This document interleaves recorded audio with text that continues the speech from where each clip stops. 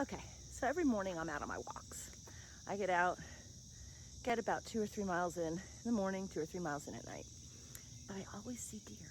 I want to show you something. So here you see a little guy. Now normally fawns come in pairs, and I don't see his sibling yet, but this is commonplace in my neighborhood. I think the deer like it because they're somewhat protected, but they're so abundant. It's funny, they don't seem to mind anymore. I mean, there he is, right there. And I can talk to him, his ears move, he looks at me. We have baby deer, we have grown-up deer. I saw a buck in velvet the other day, so obviously creates a lot of inspiration for any kind of painting, right? Shower, makeup, and hair, and here we are at the studio, ready to dive into a deer painting. Aren't deer just amazing? And it's so cool that I get to see them on my walk. So, obviously, today's painting will be a little white-tailed deer doe, and I thank you for joining me. And if you're here and you're my subscribers, thank you so much. And if you're not my subscribers, please consider subscribing. And without further ado, let's go ahead and jump into this little deer painting. Okay, here we are. I have a very rough sketch of a little white-tailed doe. These are, I get to see these guys on my walks almost every morning and in the evening when I'm out walking. They're in my neighborhood. They're eating my grass, they're eating my bushes, they're bringing their children to visit. It's wonderful. I am one of those people who really doesn't care if they eat the bushes, but anyway, here we go. So I have this little bit of rough sketch of this whitetail, and I'm going to go ahead and discuss a little bit about the colors that I have on my palette. I have a little bit of yellow ochre, burnt sienna, Payne's gray. I have two different blacks here, and I don't really think it matters which black you use. Probably ivory black would be best. But I have, this is ivory black, and this is a color called Vine Black by Michael Harding. I have ultramarine blue. I have two versions of burnt umber because I just realized I needed more burnt umber. I'm sorry, raw umber. No, excuse me. Burnt umber and raw umber is what we have here. I have a couple different grays from the 12 Shades of Gray. I have their light gray and the blue gray, and I have some white here, titanium white. I think now that I'm looking at my reference, I'm going to add a few more colors, but this is basically what we're starting out with today. And I am going to go ahead and expedite this one as fast as I can. So away we go.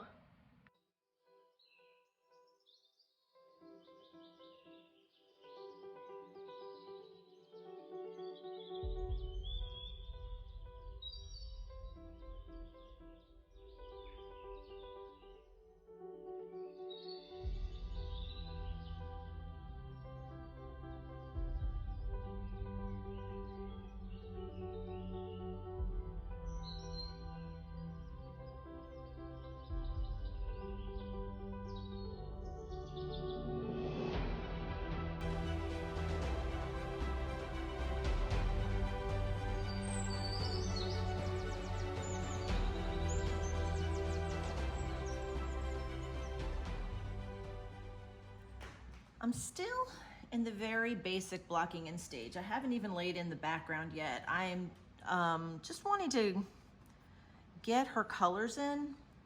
Now, if you're familiar with whitetail, they're very common in my neck of the woods in Tennessee.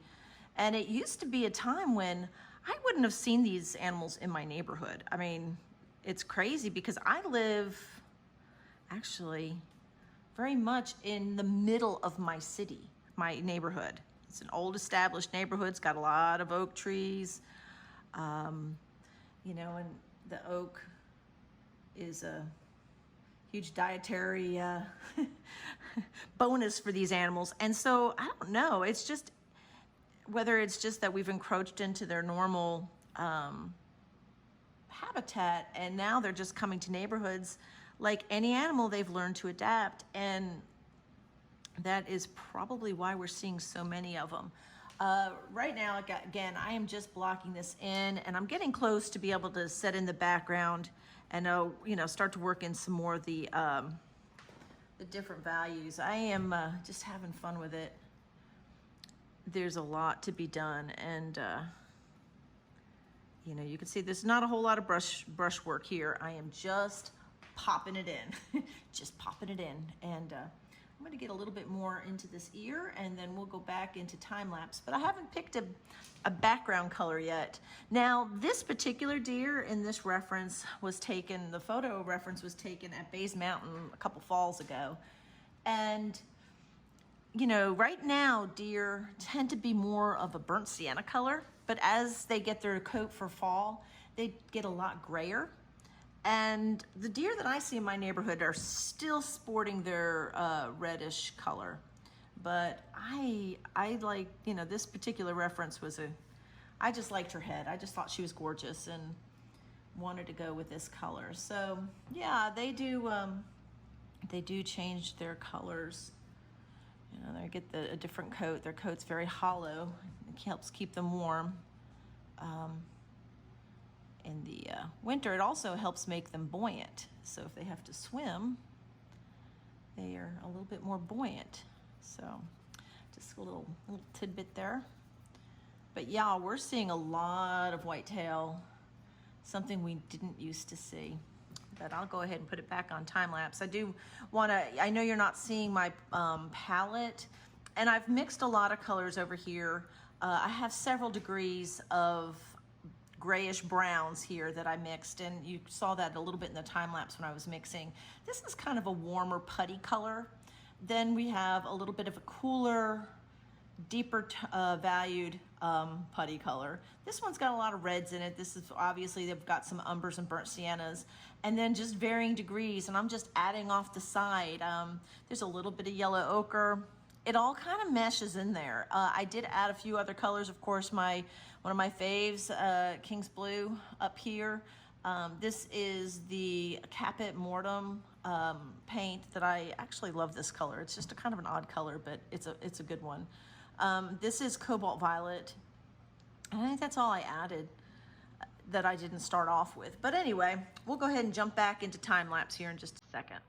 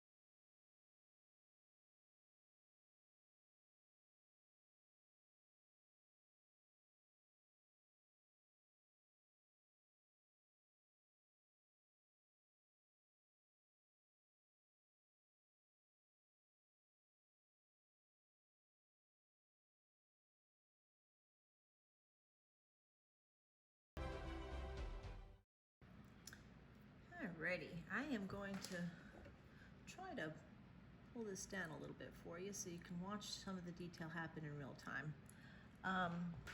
Sorry, I keep getting interrupted today, and it's already been a pretty long day, and I don't know if I'm going to get this done. But with the magic of YouTube, you would be none the wiser, right?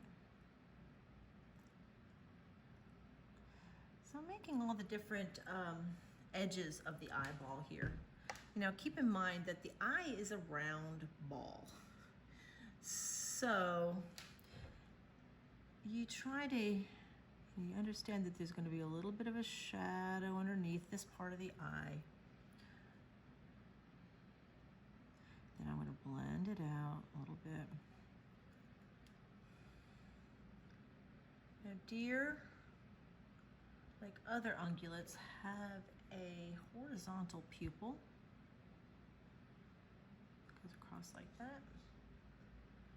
Most of your grazing animals do have that kind of eyeball, which is pretty much all ungulates.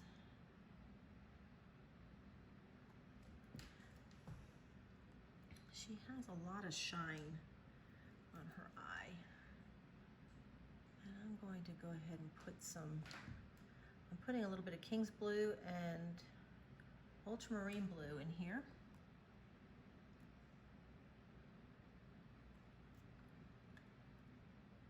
And I am using, because I'm trying to do this as impasto and as I can, I'm trying to go very direct method. So I am going around things in a odd sort of way, I suppose. There's going to be some eyelashes that are going to come over the top of this, but I don't want to put them in yet. And since I already know that I will be having to come back to this piece, I'm not going to push it to try to get it done today because I just want it to look nice. The skin on the inside of this eyeball here, I mean, it kind of goes like this. There's a gland actually right here. It's more, anybody who knows elk knows that there's that gland that every time they bugle, it's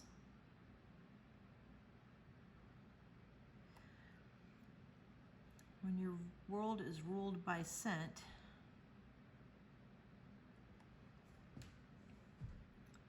you've got all these funky little places for glands. And I'm trying to get that in here.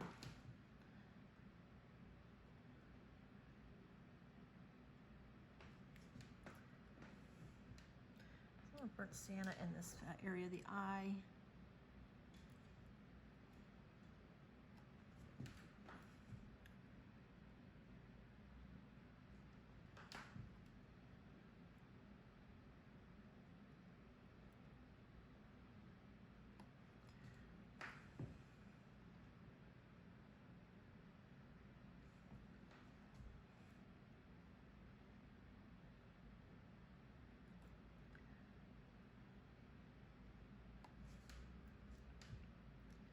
It's slow going, but it's happening here, folks.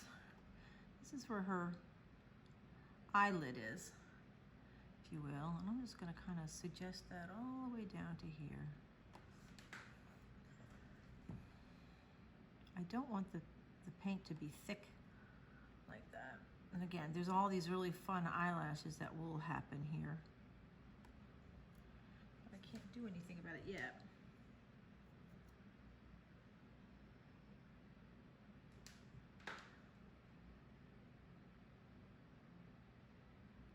So I'm trying to be very careful to get all the lumps out. I don't want this to have little impasto areas of paint. I'm going to put a little bit, see if this color will do it, and I don't think it will. I'm going to have to go back and get some. I always try to do it without CAD, but you know what, guys? Jeez, it's really hard. I mean, I'm using a paint that's a good CAD substitute, and I like it, actually. It's called French Deep. Phoebe thinks it's fabulous, obviously. Phoebe, hey. She's guarding the universe, y'all. She is watching as people walk by my studio. I had some really fun ladies in here just a little while ago. Shelly and Annette. And they were just my kind of people. I really enjoyed visiting with them today. Now I'm taking a bit of the French Deep, taking a little bit of the Caput Mortuum and black.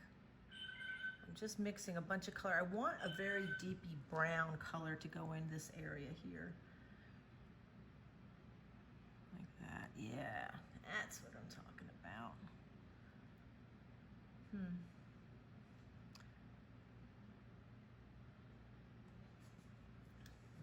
Just realized that she has a whole nother level. See, these are the things you discover as you're painting and you really observe. There's another level that goes out. So that's me.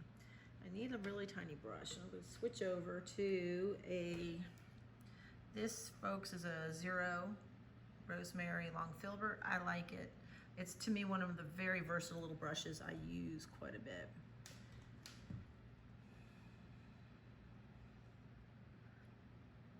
And I'm doing this. I'm bringing that out a little bit. The edge of that eye. You know? The whole concept of a doughy eye. Well, here you go, folks. This is pretty darn doughy. I'm gonna put a little bit more of this.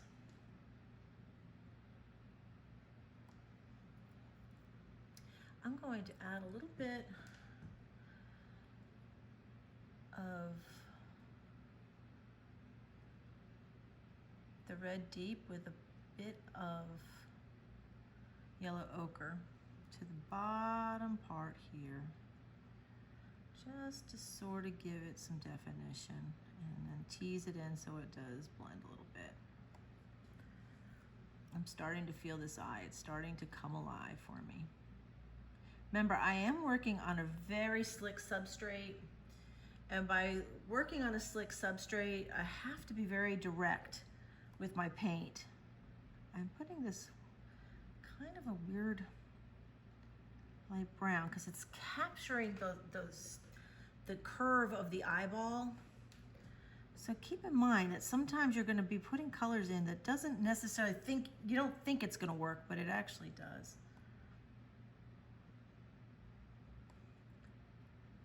And this is some of the color that's already in the dough. There's another color I want, and I want turquoise. Now remember, so much of the blue that you see that's in the reflection of the eye is possibly the sky itself. So that's why you're going to see some interesting colors in there. You might be some of the trees that's in her surrounding, or so there might be colors that you don't expect to be in that shine. I see a lot of artists that try to make the shine always just a solid white, and I always have to ask, is that really how it looks to you? It's usually, to me, it's got a lot of other color, because it's so reflective. It's reflective light. So I'm gonna leave it at that for now, because I can't do everything I want to do today with this piece. So I'm gonna raise this eyebrow up a little bit, and therefore I'm going to get in here with this black right here. And because I have this other color down, it's, remember, slick substrate, y'all.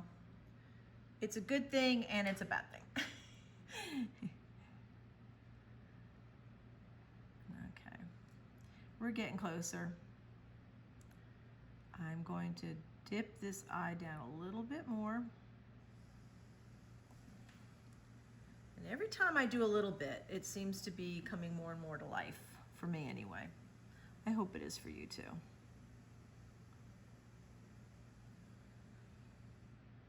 And there's going to be some reflective areas around the outside, just that really thin, for lack of a better word, eyelid.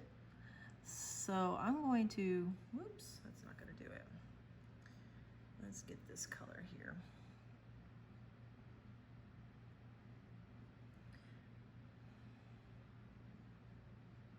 Yep, she's doughy-eyed for sure. I'm going to back it off for you a little bit.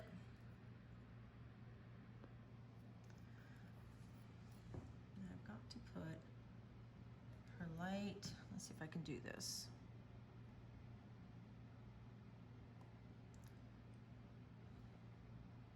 I'm using the gray This is the gray purple or violet gray from 12 Shades. And I've got a little hair stuck on my brush.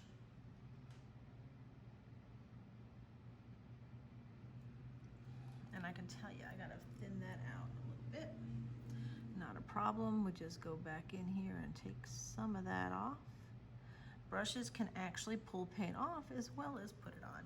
All right, I'm gonna go ahead and go back to time lapse.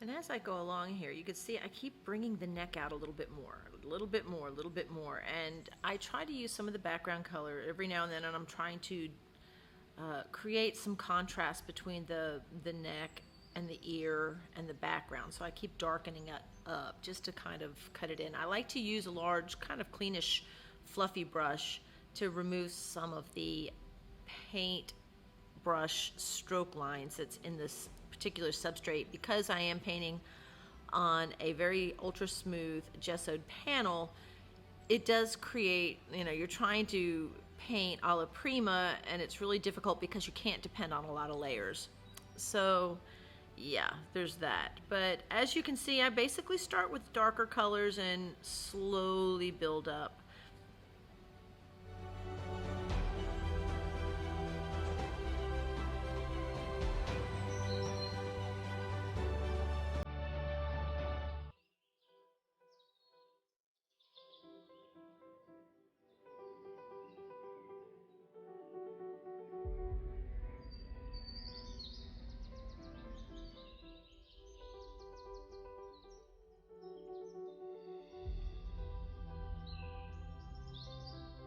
What's interesting too is, if you'll notice there, I did add a little bit more color to my palette, and I added the 12 Shades of Gray's green gray. Now, oftentimes there's colors that kind of pop into our painting that we don't necessarily see until we're actually in the process of painting. And if you look at that hind ear, there's a lot of green in it, and it sounds, seems like that doesn't sound logical.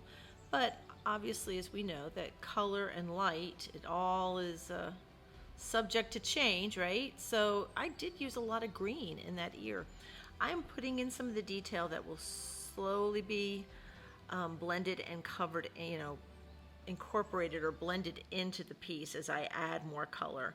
This piece did take me a day more than I expected it to, so I wasn't really painting a la prima once I realized that this wasn't going to get done in a day. So I started painting in my more traditional method. Okay, here comes my little paint scraper, and I'm actually taking paint off here. Now, in some of the places, like I did along the neck, the back of her neck, where I used the paint scraper, I'm going to regret that I did that, because this will dry overnight and it will create that texture, because I actually make the neck a little thicker. So, I would tell people that, paint scrapers are amazing tools. I love using them for the whiskers. I love using them, and I used them for the eyelashes here. It was hard to really see me doing it when I was doing it, because I am in time lapse, but yes, they're awesome. They can create a lot of detail, and that's but you better make sure you know and want that detail where it's going in, because if you have to change it, it's there. It does change that paint for you. So then there's, we've got that to contend with, because I wasn't, I go in with a rough sketch and it wasn't an exact sketch. And you'll see here in a little bit, I will change the shape, that size of the eye. That eye is a little too big.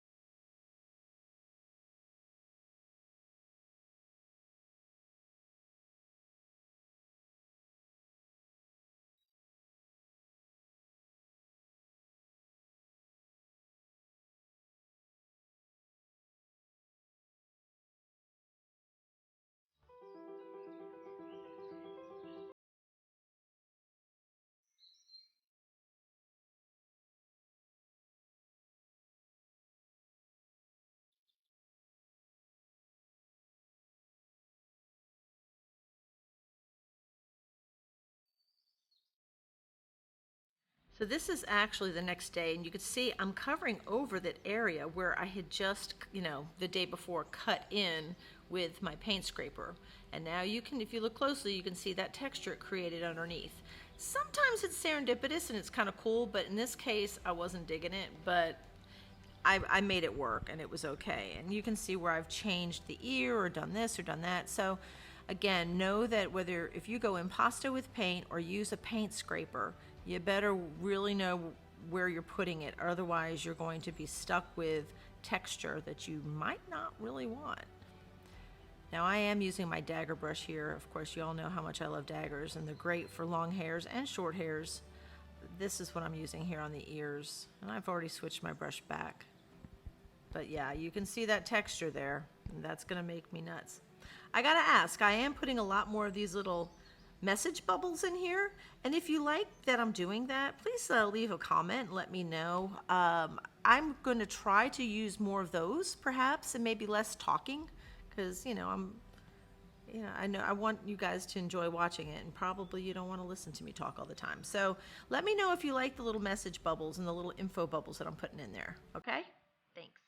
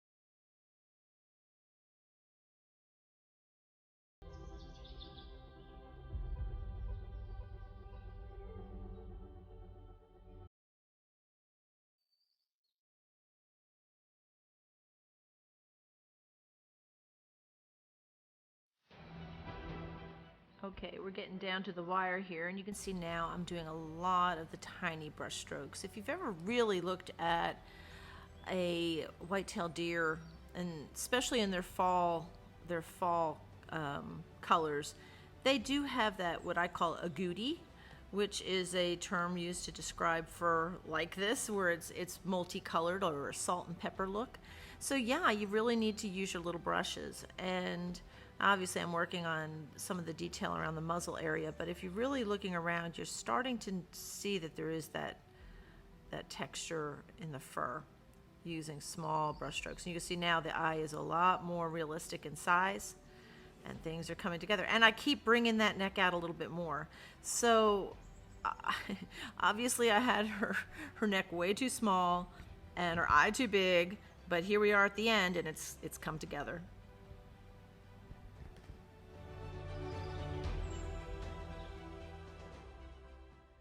All right, guys, I think we're done. I'm pretty satisfied with this little piece. You can tell that I did have to go back and shrink her eye down a little bit. I had her a bit too doughy eye, I think.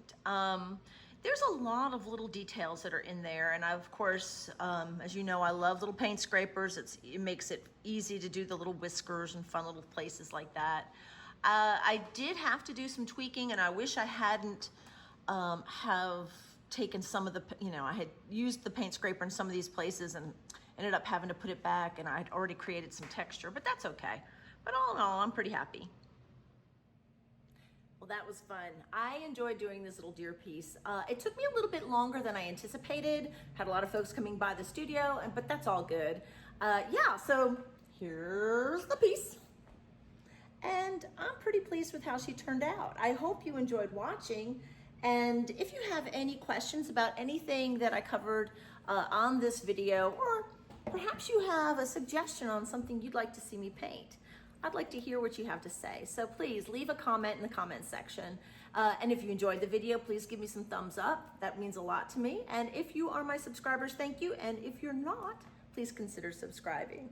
So until next time, from Kingsport, Tennessee, I'll see ya.